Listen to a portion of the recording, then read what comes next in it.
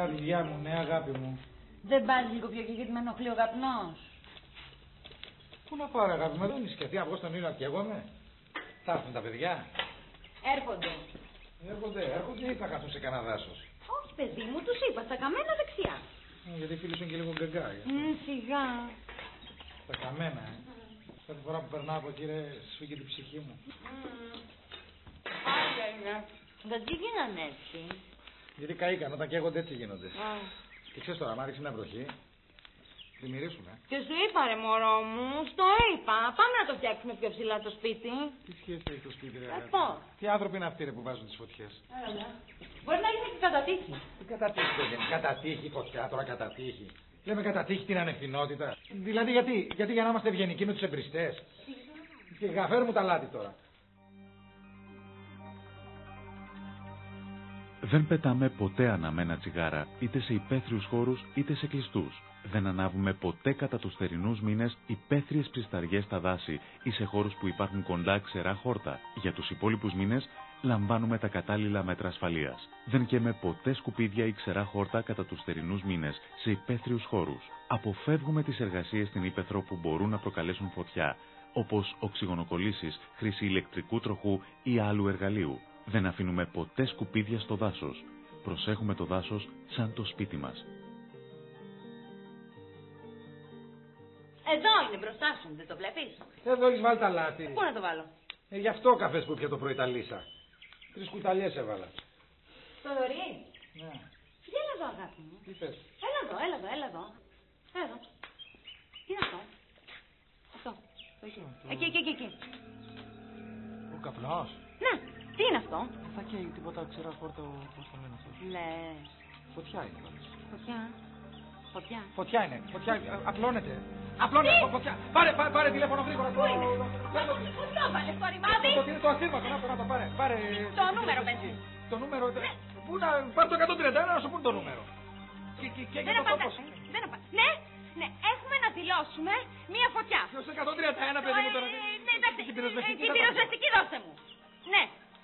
199. Έλα πάρε να συνεννοηθείς. Ναι, γεια σας. Έχω μια φωτιά να δηλώσουμε. Πέστε το πέρα. Και εγώ είμαστε, μην μιλάς, και εγώ είμαστε στο σκηνιά είμαστε. Σε ένα δάσος, όχι λίγο πιο πάνω.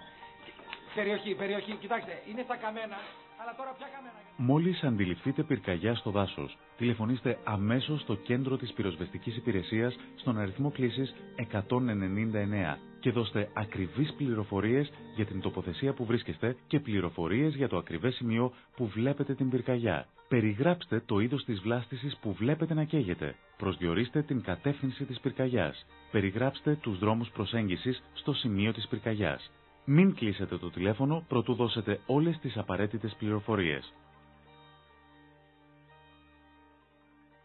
Ναι, εντάξει, περιμένουμε. Πού απλώνεται αυτό τώρα το πράγμα. Τι θα κάνουμε, λες να έρθει προς τα δω? Όχι, γιατί να έρθει προς τα δω. Να σου πω, εκείνο το χαρτί που μας είχαν δώσει για την πυρκαγιά, πού είναι? Το πήλαξα στην Αθήνα. Μπράβο, συγχαρητήρια. Ευχαριστώ. Τι έλεγε εκείνο το χαρτί, παιδί μου, που το πήλαξε στην Αθήνα? Τι έλεγε? Ναι, έλεγε ότι πρέπει να κλαδέψουμε τα ξερά. Και τι τώρα θα κλαδεύουν?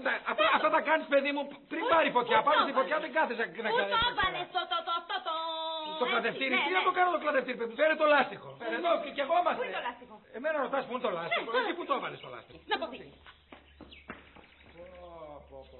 Εντάξει, είναι στην αποθήκη. Είναι στην αποθήκη, ωραία. Μια χαρά είναι στην αποθήκη. Παιδί μου, φέρ το λάστιχο εδώ και εγώ είμαστε. Φέρτο, έλα, μάζεψε το. Δεν το έχεις τυλίξει κιόλας. Τίποτα δεν κάνω σωστά. Αυτό το μεγαλέξανδρο για να το κόψει.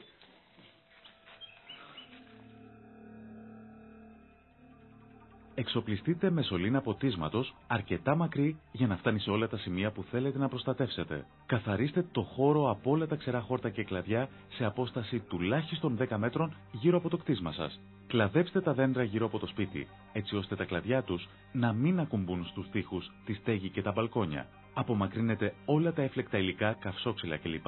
Από τον περίγυρο του κτίσματος και τοποθετήστε τα σε κλειστούς και προφυλαγμένους χώρους. Η ανάφλεξή τους μπορεί να συμβάλλει στη μετάδοση της πυρκαγιάς στο κτίριο. Προμηθευτείτε τους κατάλληλους πυροσβεστήρες και μεριμνήστε έτσι ώστε να γνωρίζετε πώς γίνεται η χρήση τους. Τι άνθρωποι είναι αυτοί, ρε? Αυτοί που ανάβουνε φωτιές, ρε. Τι άνθρωποι είναι, δεν μπορώ να καταλάβω.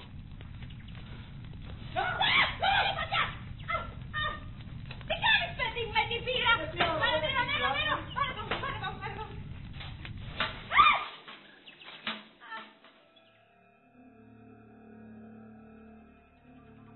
Κλείστε όλες τις διόδους, καμινάδες, παράθυρα, πόρτες κλπ.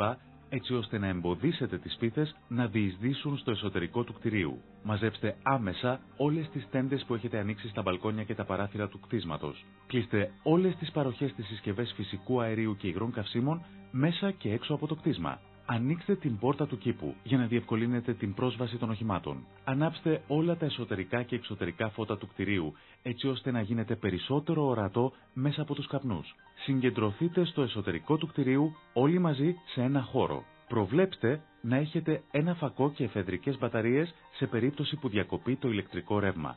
Αν διαταχθεί εκένωση της περιοχής, ακολουθήστε πιστά τις οδηγίες και τις διαδρομές που θα σας δοθούν.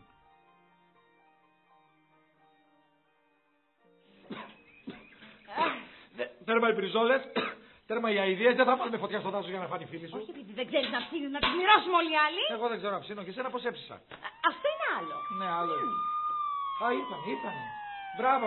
Μπράβο ρε, θα τη σβήσουν εδώ. Να, τα σπίτι και το αεροπλάνο. Κοίτα, θα μας μπουγελώσουνε, σταμάτα. Α, μην αλλάζεις θέμα. Να σου πω κάτι. Τι? Όλη η Ελλάδα είναι γεμάτη δάση. Αν τα κάψουμε όλα, πού θα μένουμε στο τέλος? Αυτό τι σχέση έχει με τους φίλους μου? Όλα έχουν σχέση! Όλα! Σ' αγαπάω, Ευελίνα. Κι εγώ. Σ' αγαπάω.